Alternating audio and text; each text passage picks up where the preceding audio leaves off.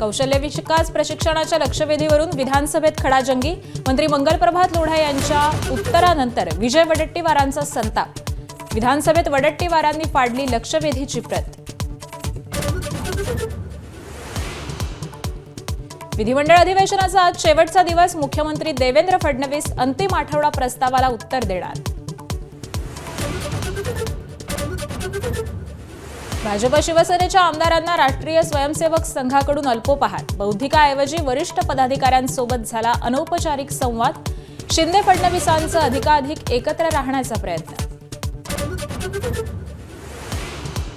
महापालिका निवडणुकीत भाजप शिवसेनेचा 50-50% फॉर्म्युला राहण्याची शक्यता। शिवसेना धनुष्यबाण चिन्हावर जिंकलेल्या जागांसाठी आग्रही राहणार अशी माहिती। नागपूर चंद्रपूरसह सर्व 29 महापालिका निवडणुका एकाच टप्प्यात होण्याची शक्यता। पुढल्या आठवड्यात घोषणा आणि 15 जानेवारी दरम्यान मतमोजणी होण्याची शक्यता।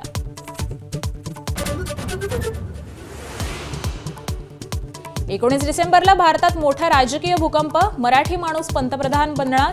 काँग्रेसच्या पृथ्वीराज चव्हाणांचं भाग्य।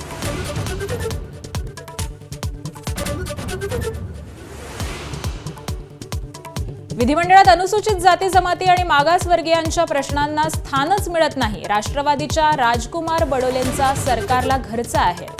चर्चेला आलेल्या 72 लक्षवेधींपैकी एकही मागासवर्गीयांची नाही, यावर ठेवलं बोट।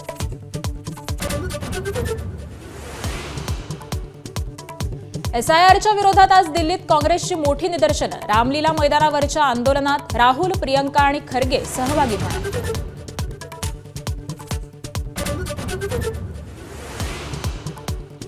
अमरावतीत सारंग राऊत या भाजप कार्यकर्त्याच्या घरात 200 मतदारांची नोंद असल्याचा काँग्रेसचा आरोप। सारंग राऊत अमरावतीत राहत नसल्याची धक्कादायक माहिती।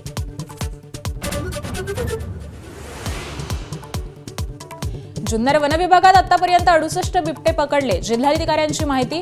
पिंजरे आणि इतर उपायांचा होतोय फायदा। बिबटे पकडायला सरकारकडून 13 कोटींची मदत।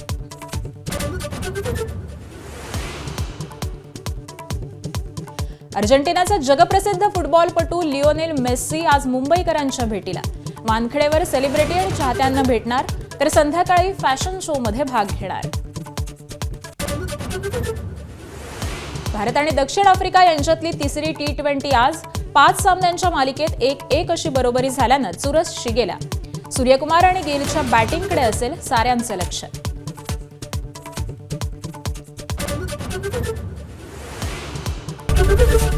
एबीपी माझा, उघडा डोळे बघा नीट।